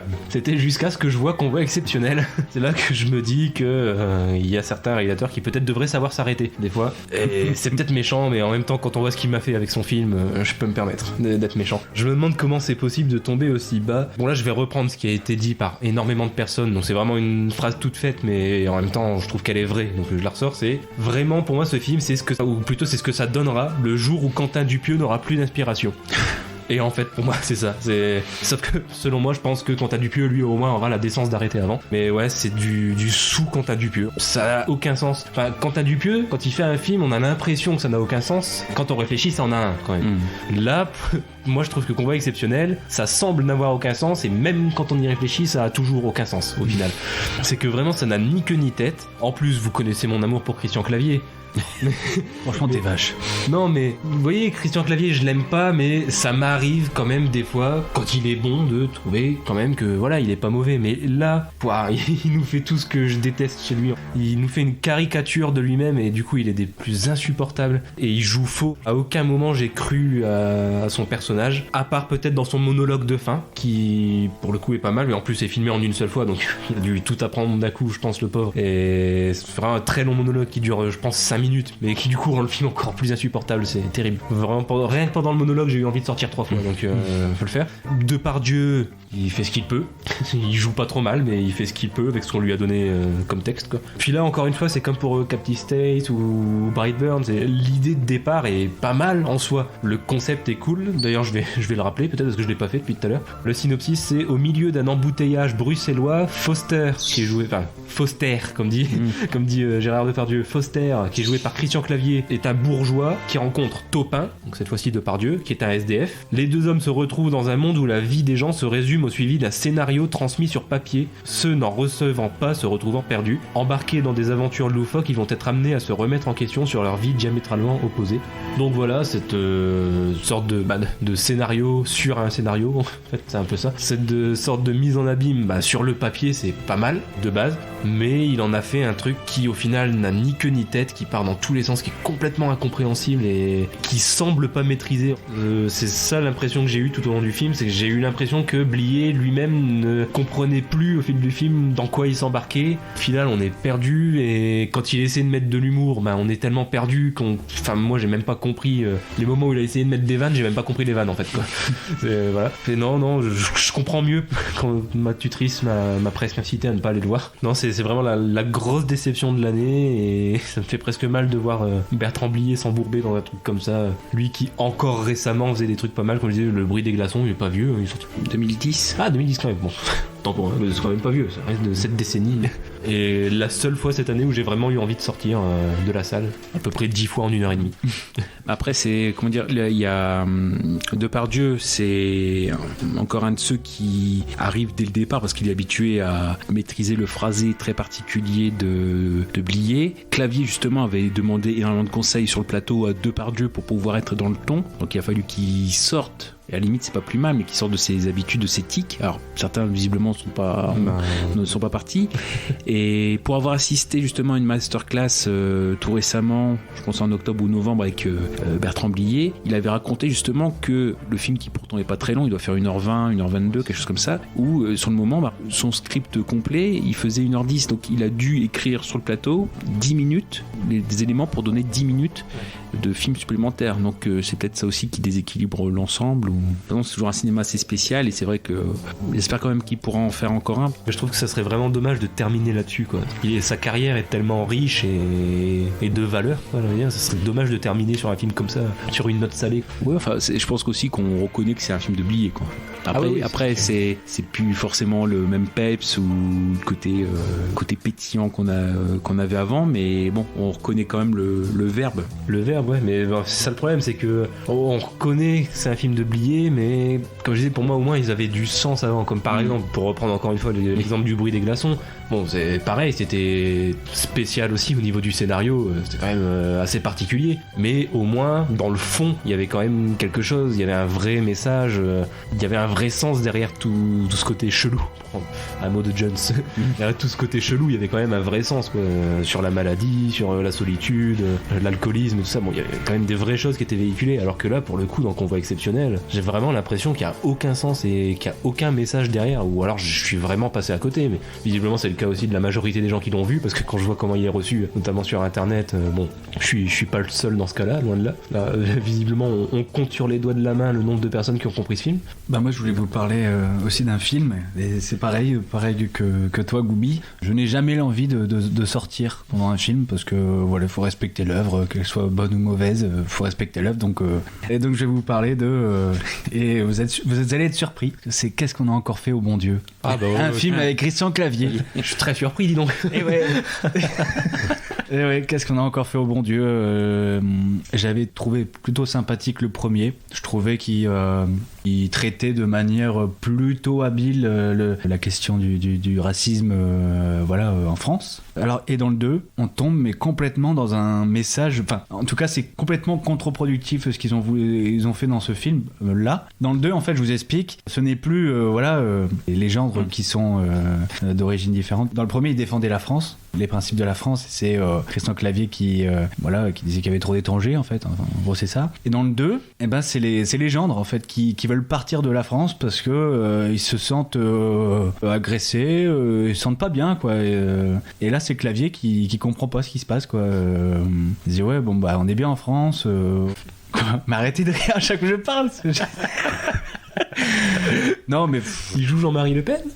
On est bien en France. En gros, c'est ça.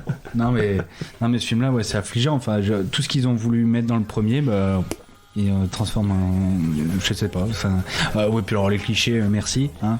Je repense à une scène qui m'a marqué. Franchement, faut que ça m'a marqué. C'est ils ont mis un acteur, je sais plus comment il s'appelle, mais un des gendres qui est d'origine asiatique. Frédéric Shaw. Ouais, Frédéric Shaw. Il est dans un restaurant, dans un magasin, pardon, avec des il est devant des nunchakus. Alors du coup, le vendeur arrive, il fait, oui, vous vous intéressez aux nunchakus, et là, il réagit comment quoi, c'est parce que je suis asiatique, c'est ça? Enfin, non mais, voilà le niveau, quoi, voilà le niveau. Là, le problème, c'est que même, à la limite, même le premier, alors on pouvait lui laisser le bénéfice du doute, même le premier, qu'est-ce qu'on a fait au bon Dieu? Le seul message, entre guillemets, et qui n'est pas forcément rassurant, c'est, quelle que soit l'origine, on est tous racistes, en fait. On a tous une forme de racisme, on a tous des clichés sur les autres, donc bon, à la limite, il y a ça qui est là. Mais après, entre-temps, avec Philippe de Chevreau, il y a aussi À bras ouverts, qui est passé par là. Et c'est vrai que bon, le côté, je vais pas dire, même Clavier, je sais pas comment il s'y retrouve, parce que même quand on a annoncé cette suite, par rapport à ce qu'il avait reçu comme script, il était pas chaud. Donc je sais pas du tout s'il y a ce côté Frédéric Shaw. Et voilà, mais et donc c'est quand même des films assez problématiques. Après voilà, on dit souvent on n'est pas dans un monde de bisounours, faut pas gommer les travers de la société. Justement, il y a ce côté à double tranchant de la comédie qui est un genre populaire par excellence, et il faut faire quand même gaffe au message qu'on essaie de véhiculer. Parce que alors certes, c'est voilà, on peut dire le cinéma parfois ça véhicule l'image de la société à l'instant T. Si c'est ça, malheureusement, ça non seulement ça donne pas une belle image, et en plus ça fait perdurer certains messages quand même assez nauséabonds. Je dirais même limite, faut pas forcément se plaindre de tout, parce que c'est pareil, tout le monde peut se dire dans tel film tel message me choque, c'est le côté un peu victimisation à outrance, voilà, j'en parlais la semaine dernière. Mais justement, il y a le côté, je sais plus, il y avait le film avec Kev Adams, Gangsterdam, voilà, où pareil, je veux dire, il y avait des messages quand même assez pour rigoler, qui étaient quand même assez choquants pour une comédie en plus qui est destinée à avoir quand même un public assez jeune. Si dès la base on a ça dans le crâne, bon après, dans ma jeunesse, j'ai grandi avec des films aussi qui correspondent à la société aussi, et c'est vrai que il y avait des thèmes qui passaient moins, et c'est logique. Mais bon, là c'est le fait plutôt de ne plus avancer à visage masqué. Je traite personne de facho, et c'est le fait déjà il y a quand même ce côté responsabilité de la comédie qui pose souci. C'est voilà, c'est le genre le plus populaire par excellence. Ouais, parce que qu'est-ce qu'on a fait au bon Dieu, c'est une comédie populaire. Voilà. C'est vraiment le but d'une comédie populaire, c'est de rassembler. Et là, dans le premier, je trouvais qu'il y avait ça encore. Oui. Voilà, c'est le postulat de base. Tout le monde s'insulte, tout le monde est raciste. Mais à la fin, il y avait quand même un bon message, quoi. La famille était rassemblée. Sauf que là, dans le 2, ils sont tous dispatchés, ils veulent tous se barrer, et voilà, Clavier, il va essayer d'aller rejoindre ses filles dans différents pays. Il veut pas aller à l'étranger, il veut rester en France. Et d'ailleurs, je me rappelle, il arrive devant un champ, il fait voilà, ici ça sent la bouse, ici ça sent la France, quoi. Et avec une réplique comme ça, franchement, waouh, ici ça sent la bouse, ici ça sent la France. Waouh, il est choquant dans ses propos, et il est pas drôle. Encore, il serait un petit peu drôle. Allez, vraiment, pour pas dire c'est du zéro pointé, le personnage du curé, le curé un peu foufou. Mais bon, hein, ça équivaut à un 0,5.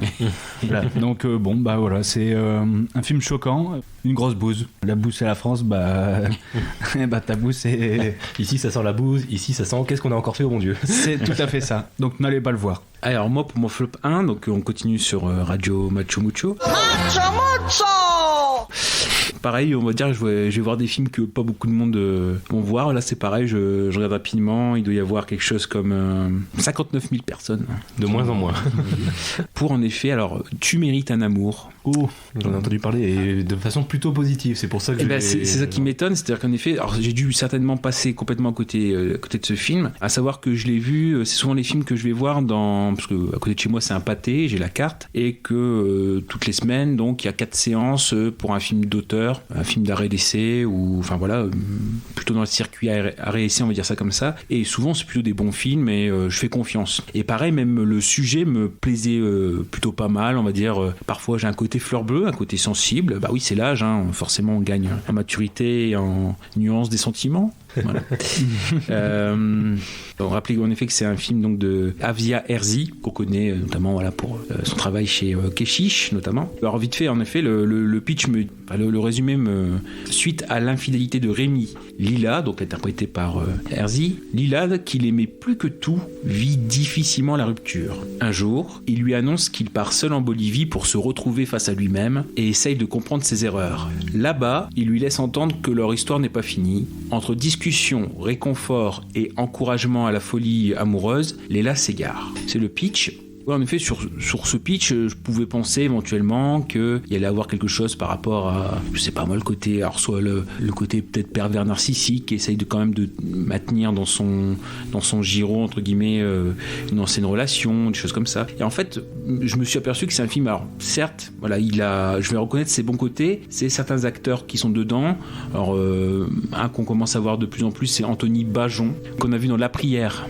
D'accord. C'était lui le rôle titre de Cédric donc qui offre justement quasiment une des meilleures scènes parce que tu rappelles Un amour, le titre en effet c'est en rapport avec justement Frida Kahlo, c'est Diego Rivera qui a son amant qui lui a fait un poème où il y a à un moment donné dans le film tout ce poème qui est cité, qui comprend le passage donc justement tu mérites un amour. Il y a en effet aussi Yanis Bouziani, donc qui joue l'ami homosexuel de Lila, donc qui offre en effet de très belles scènes également. Mais à part ça, c'est pour moi, et c'est pour ça peut-être que certainement que je suis passé à côté, c'est que le film en fait c'est complètement un ego trip de Avzia Herzi. Franchement, c'est tout du long, c'est ça. Alors, il peut y avoir des justifications. Et en fait, durant tout le film, elle passe d'homme en homme, elle a dû se faire plaisir. Bon, voilà, c'est elle qui réalise. Et après, ce qu'elle a dit aussi, c'est que c'est un film qui est autoproduit. Il y a un sentiment d'urgence. C'est qu'elle a préféré faire en effet avec les moyens du bord plutôt que d'attendre les financements. Et puis voilà, c'est un film d'envie. Et ça, en effet, c'est super remarquable. Il n'y a pas de problème. Par contre, moi, je suis pas sorti de la salle, mais il y avait 3 personnes dans la séance. Les 2 sont partis, les 2 autres. Donc avant la fin. Ça a peut-être contribué à ce sentiment, mais quand je vous dis qu'il y avait ce côté un petit peu redite, c'est quelqu'un alors qui se cherche, d'accord, qui papillonne d'homme en homme, qui finalement, il y en a un qui lui correspond à peu près, mais elle se sent pas prête. Alors voilà, le côté sensible, etc. Moi, je l'ai, et en fait, il y a eu clairement un manque d'empathie et avec le personnage qui capricieuse, quoi, en fait. C'est ou jamais satisfaite, ou bref, à la limite, ça fait partie de la vie. Mais là, sur 1h40, peut-être avec une autre ambiance, un autre recul, mais bon, le problème, c'est que j'étais disposé à voir ce film, que le sujet de base me disait bien, et la façon dont ça ressort, je suppose que c'est certainement pas l'intention de base, mais pour moi ça me fait penser vraiment à un ego trip étiré sur 1h40. Et quand le personnage il attire pas totalement la sympathie parce que voilà, il y a des retours en arrière, des choses comme ça, bon. Mais encore une fois, il y a quelques petites choses à sauver, quelques beaux petits moments dans ce film là, ça il y a pas de problème, je le dis, mais par rapport à tout l'ensemble, si on voit que le recul, ça n'a pas été forcément un moment très agréable. Et c'est pour moi, si je mets l'année 2019 en recul par rapport à tout ce que j'ai passé comme moment en salle, le moment le plus pénible, si j'ai un moment pénible duquel me souvenir, c'est celui-ci. Tu mérites un amour.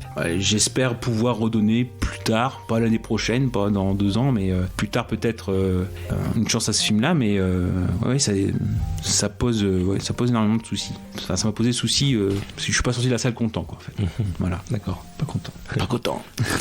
On termine sur l'onglet bonus. Parce qu'on peut pas parler de reco là. Ouais, c'est pas vraiment des recommandations du coup, mais ce sera plus la patate. Plan B. Patate pourrie. Alors, moi, c'est extrêmement difficile parce que du coup, celui que j'avais prévu, c'était Brightburn. On en a parlé. Désolé. C'est de ta faute, Kaza.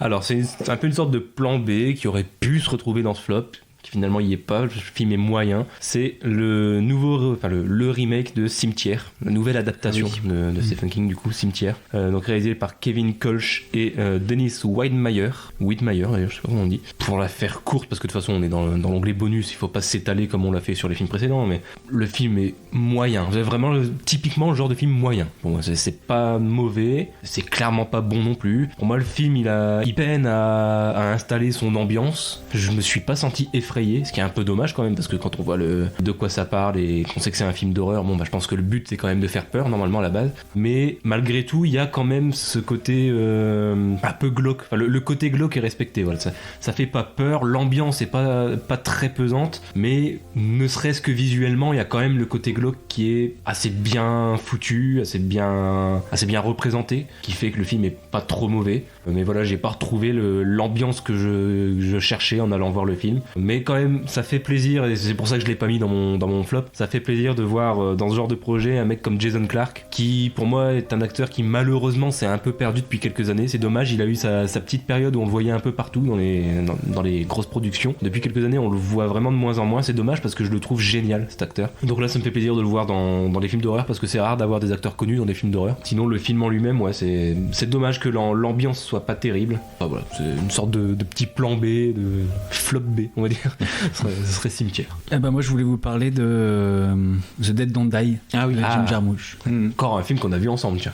Oui, bah c'était voilà pour l'ouverture du festival de Cannes. Ouais. J'ai même envie de dire, on a vraiment pas de bol parce qu'on va pas voir beaucoup de films ensemble, mais alors quand on y va là, ils sont tous dans ton flop. C'est fou quand même. Ouais, je sais pas si c'est toi qui porte malheur ou non, c'est peut-être toi. Je rigole, je passe que des moments avec toi, Nabi. Non, oui, parce que le casting était génial. Il y avait Adam Driver, et surtout Bill Murray. Bill Murray, on n'y touche pas. C'est mon bébé, j'adore. Oui, par contre, j'avais jamais vu de film de Jim Jarmusch. On m'a pas prévenu, parce qu'il apparemment il avait un style particulier. Ah oui, quand même. Ouais. Et The Dead Don't Die, il y manque pas, quoi. C'est nonchalant, c'est lent, il y a pas grand chose, mais au final c'est ce qui représente son style. Après The Dead Don't Die, j'ai vu d'autres films de Jim Jarmusch, notamment Broken Flowers, et là on est dans le même genre, c'est-à-dire que c'est très très lent, mais il y a une signification, il y a quelque chose, et c'est pour ça que je l'ai pas mis dans le top, parce que je n'ai pas revu depuis, mais je suis sûr qu'en le revoyant, je vais plus apprécier, parce que je pense que il est pertinent dans son propos, Jim Jarmusch, dans ce film, je trouve. Mais au final, on sort de ce film-là, on est un peu comme des zombies, quoi. Enfin, genre, il dépeint dans ce film une société, c'est une vision pessimiste. Pour faire une image, c'est ça, c'est bon, on se fait attaquer par les zombies, voilà, quoi, on attend de se faire manger, puis c'est tout. Et je regarde quand même, parce que ça manque d'humour. Il y avait de quoi faire, au moins faire sourire. On a parlé de 3 séquences où Bill Murray, je repense à cette scène-là, où Bill Murray et Adam Driver sont dans la voiture et parlent du scénario. Je crois que c'est Bill Murray qui dit non, je suis désolé, c'est pas dans le scénario, ça. Voilà, c'est des passages, quand il y a ce 4e mur, c'est sympa, mais bon, c'est pas non plus significatif. Ouais, il a un humour absurde qui est pas hyper accessible. Enfin, moi, je sais que j'ai eu du mal aussi avec cet humour, justement, l'humour absurde. J'ai eu du mal à accrocher, même si j'ai quand même bien aimé le rôle de Tilda Swinton dans ce film. Oui, avec son sabre. Bon. Mais sinon, à part ces séquences à elle, c'est vrai que j'ai eu du mal aussi. Mais c'est dommage. Donc là, c'était une grosse déception encore. Mais je pense qu'en le revoyant, je vais mieux l'apprécier. Ok.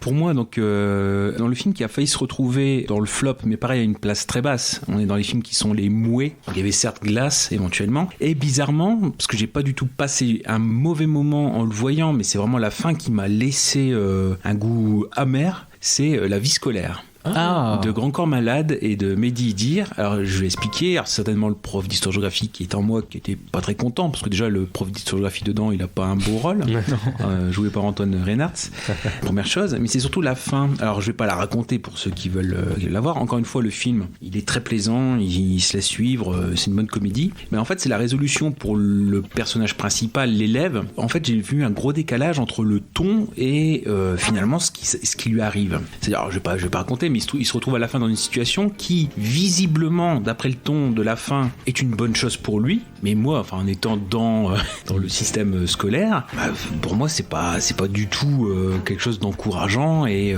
certes, il est sauvé d'une partie de ce qui pouvait lui arriver, mais finalement, je trouve pas que ça va lui permettre un épanouissement. Et en fait, ça a vraiment laissé une fin très amère. Je fais, c'est ça la morale, c'est ça la fin, c'est ça qui doit être une bonne chose.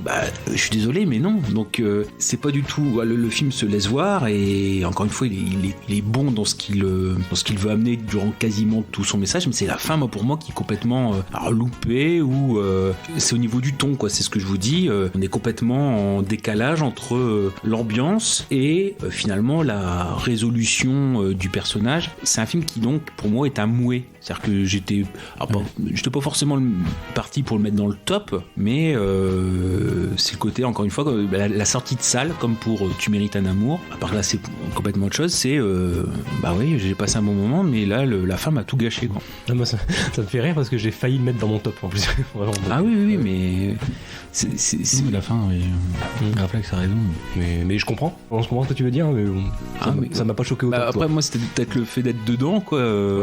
C'est dur de pas spoiler. En fait, juste avant la résolution, la CPE lui donne des opportunités. Elle lui laisse présager des images dans sa tête en lui disant ouais, tu pourrais faire ci, tu pourrais faire ça si t'aimes ça. Donc lui, il est tout content. Et puis au final, résolution, alors ça finit pas aussi mal que ça aurait pu finir pour lui, mais c'est encore une fois, c'est ce que je dis, à la limite, ça aurait pu finir sur un ton dramatique ou doux amer, justement, comme l'est la réalité supposée du film, parce que finalement, c'est ce que je dis, c'est ce qui lui arrive à ce personnage-là. Pour moi, c'est doux amer, mais le faire passer pour un happy end. Alors c'est vrai, voilà, c'est pas aussi grave que ce qui aurait pu lui arriver.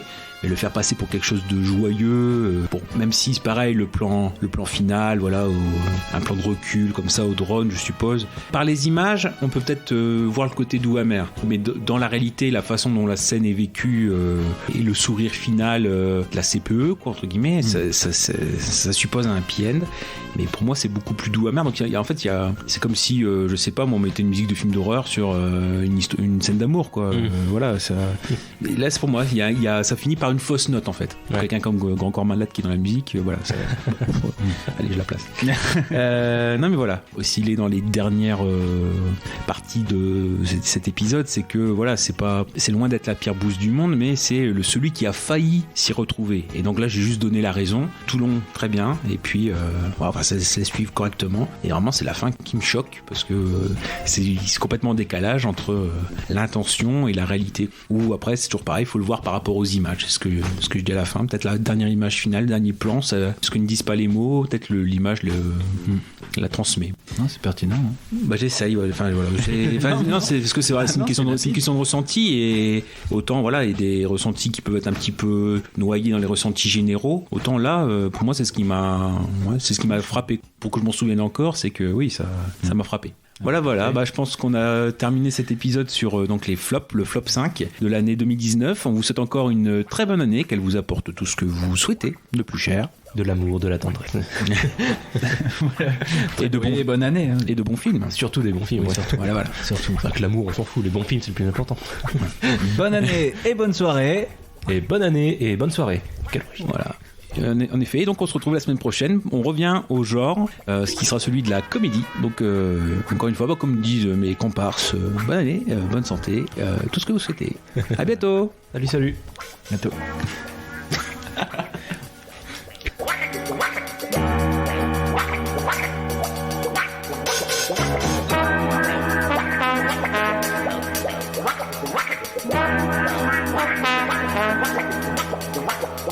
Wow.